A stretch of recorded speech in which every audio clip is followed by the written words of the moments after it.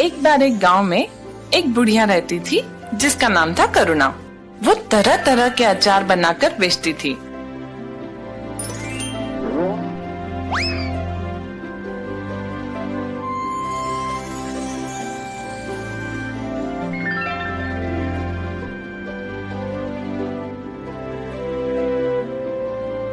करुणा का स्वभाव बहुत ही अच्छा और मददगार था। उस गांव में कोई अचार की दुकान नहीं थी। कुछ ही दिनों में करुणा का व्यापार बढ़ने लगा और उसने अपने घर के बाहर एक नई दुकान लगाई जहां से वो अचार बेचने लगी।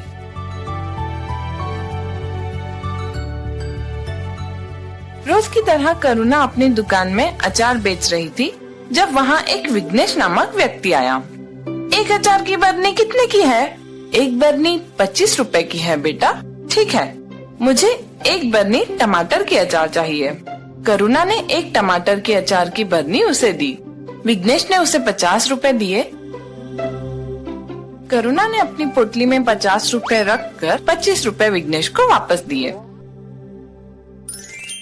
विघ्नेश ने देखा कि करुणा की पोटली पैसों से भरी हुई है। करुणा की पोटली में बहुत पैसे हैं। किसी तरह मुझे वो पोटली उससे छीननी होगी, लेकिन कैसे? उसने सोचा कि मैं करुणा से पानी मांगता हूँ। करुणा पोटली रखकर विघ्नेश के लिए पानी लेने गई। करुणा के वापस आने से पहले मुझे वो पोटली लेनी होगी। जैसे ही विघ्नेश ने वो पोटली लेने की कोशिश की, तभी करुणा वापस आ गई। मेरी पैसों की पोटली क्यों उठा रहे हो विघ्नेश? कुछ देर तक उन दोनों में बहुत बहस चली।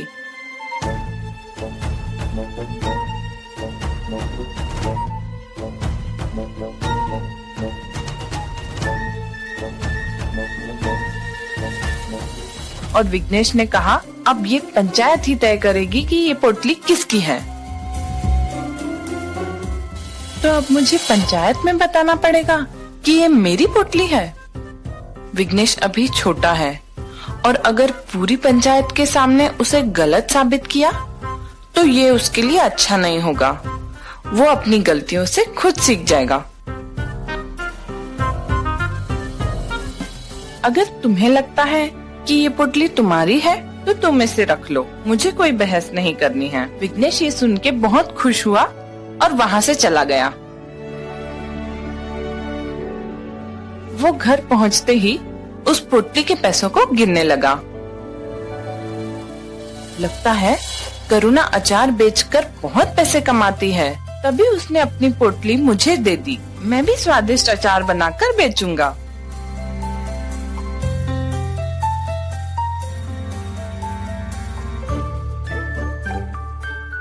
अपने पैसों में करुणा से चुराए हुए पैसे जोड़कर उसने नई सामग्री लाई और अचार बनाना शुरू किया।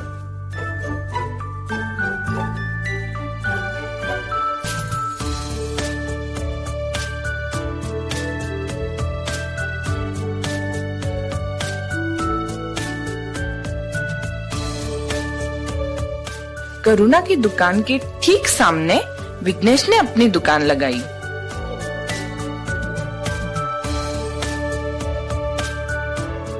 अचार ले लो अचार, नींबू आम मिर्ची की ताजी अचार।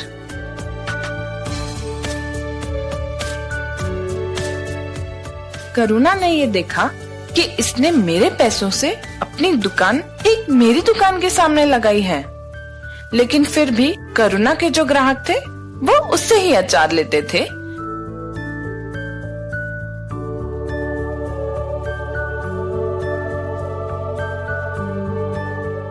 ना कि विघ्नेश से, क्योंकि विघ्नेश एक नया व्यापारी था। लोग उसकी दुकान से अचार नहीं ले रहे थे और इसके चलते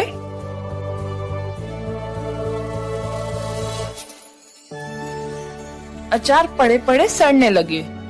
विघ्नेश बहुत दुखी हो गया था। मेरी बनाई हुई अचार खराब हो रही है, अब इससे कौन खरीदेगा? ऐसा बहुत दिनों तक चलता रहा और विघ्नेश का व्यापार बंद हो गया। विघ्नेश के पास खाने के लिए भी पैसे नहीं थे। वो दुख में सारा दिन दुकान पर ही बैठा रहता था। करुणा ये सब देख रही थी।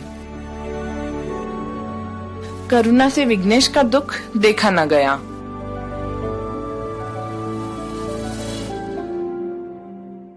और वो उसके दुकान पर गई। विघ्नेश ने करुणा को देखकर भी अनदेखा किया। विघ्नेश, तुम क्यों दुखी हो? तुम अचार की बरनियां बदल क्यों नहीं रहे हो? विघ्नेश ने करुणा को पूरी बात बताई। चिंता मत करो विघ्नेश, इस बार मैं जैसा बताऊंगी वैसे ही अचार बनाना। मैं तुम्हें अचार की पूरी सामग्री खरीदने के लिए भी पैसे दूंगी और जब तुम्हारा व्यापार फिर से चल पड़ेगा तब तुम मुझे मेरे पैसे लौटा देना।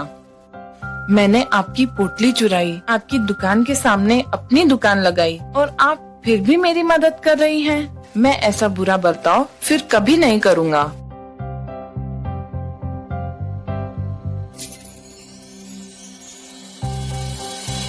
जैसा करुणा ने बताया, विघ्नेश ने वैसा ही किया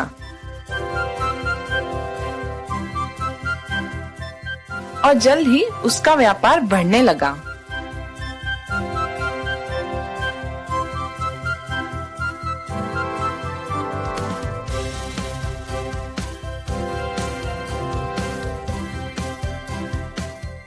विघ्नेश ने करुणा के सारे पैसे लौटा दिए। अब हर काम ईमानदारी से करना विघ्नेश। आपकी अच्छाई के कारण आज मैं अच्छे से व्यापार कर पा रहा हूँ। आज से मैं आपकी मदद करूँगा और आसपास के गांव में भी अचार प्रसिद्ध कर दूंगा। करुणा ने विघ्नेश की बात मानी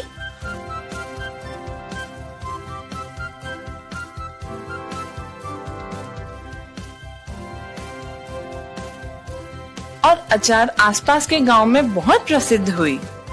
इससे उन दोनों को बहुत फायदा हुआ और वे दोनों हंसी खुशी रहने लगे।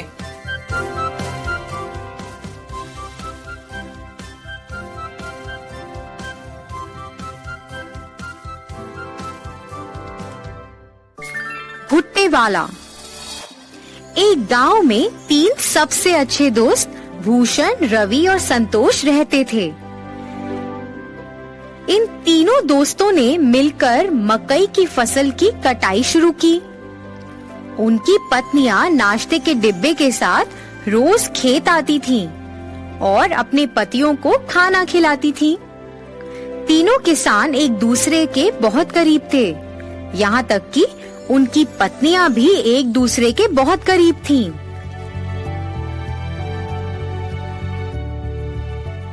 तीनों ने बहुत मेहनत की और बदले में उन्हें बहुत अच्छी फसल मिली। इसके साथ वे गांव के बाजार में मकई बेचने लगे।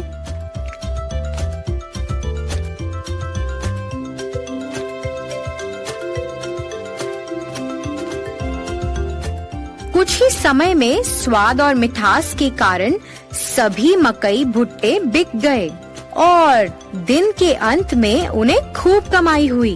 उन्हें जो भी मुनाफा मिलता था वह उस पैसे को अपनी पत्नियों को भविष्य में उपयोग के लिए दे देते थे।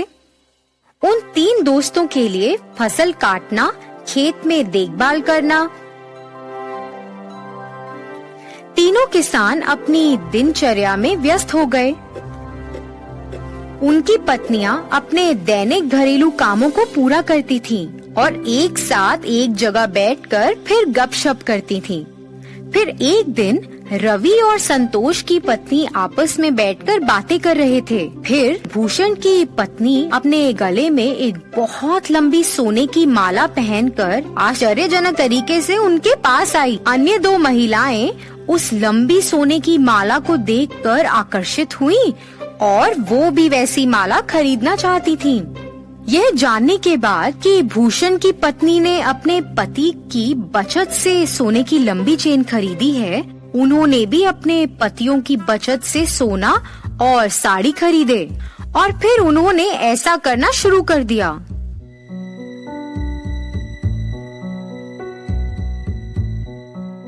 पतियों ने अपनी पत्नियों को सोने की माला और महंगी साड़ी पहने देखा और उनसे इसके बारे में पूछा।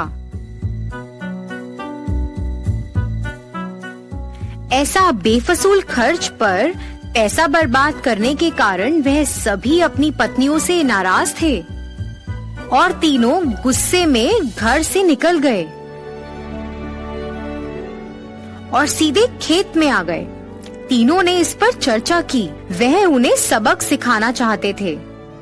उन्हें ऐसा लगा कि अगर वह अब सही निर्णय नहीं लेंगे तो भविष्य में नुकसान उठाना पड़ सकता है। इसलिए वे एक विचार लेकर आए जो इस मामले में उनकी मदद कर सकता था। इसे लागू करने के लिए सभी घर वापस गए। हमारे भविष्य के बारे में बिना सोचे तुमने हमारी बचत को बर्बाद कर दिया। इसके बदले में तुम्हें एक व्यवसाय या नौकरी करके अपने सोने और साड़ियों के मूल्य जितना पैसा कमाना पड़ेगा।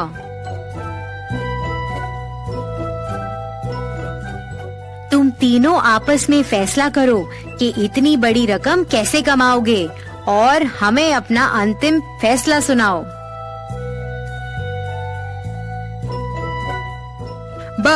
हमें बस ये बताएं कि आप तीनों कब शुरू करने जा रहे हैं। जल्दी निर्णय लो। आप महिलाओं के पास सिर्फ 30 दिन हैं।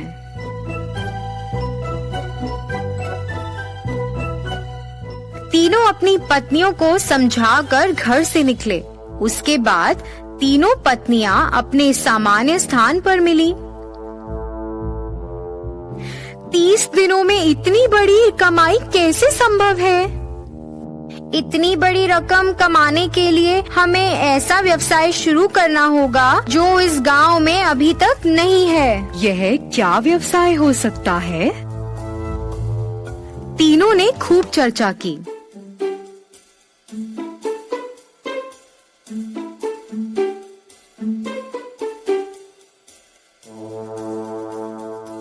अरे मेरे पास विचार है। हमारे पति से सभी भुट्टे खरीदते हैं। हम 3 प्रकार के भुट्टे बेच सकते हैं।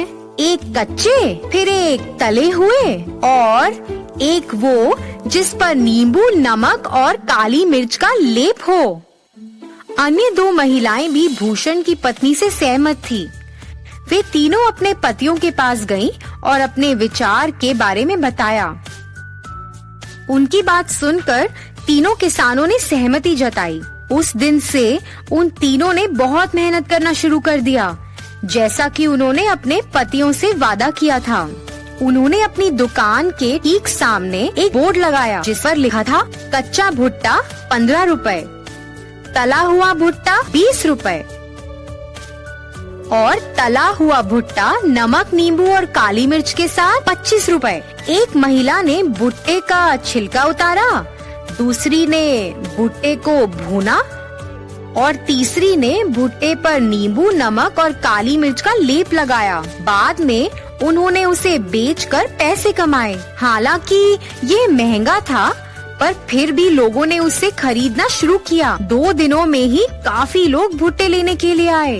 उस मीठे रसीले भुट्टे के लिए लोग लंबी कतार में खड़े होकर इंतजार कर रहे थे। दिन के अंत में उन्होंने भुट्टे बेचकर 6,000 रुपए कमाए। इसी तरह से यह 30 दिनों तक जारी रहा और उन्होंने लगभग 1,80,000 रुपए कमाए। 31वें दिन वे तीनों अपने व्यवसाय से कमाए हुए पैसे लेकर अपने पतियों के पास गईं। पैसे वापस देने के बाद उन्होंने अपने पतियों से वादा किया कि वह अपने व्यवसाय को जारी रखेंगी और कड़ी मेहनत करेंगी। इसी तरह तीनों महिलाओं को पैसों और मेहनत का मूल्य पता चला। उन्हें अपनी गलती का एहसास हुआ। उन्होंने पहले की गई गलती को कभी नहीं दोहराया। उन्होंने अपने पतियों के काम में हाथ भी बटाया। बहुत सारी कमाई के साथ वे नाम और प्रसिद्धि के साथ खुशी से रहते थे।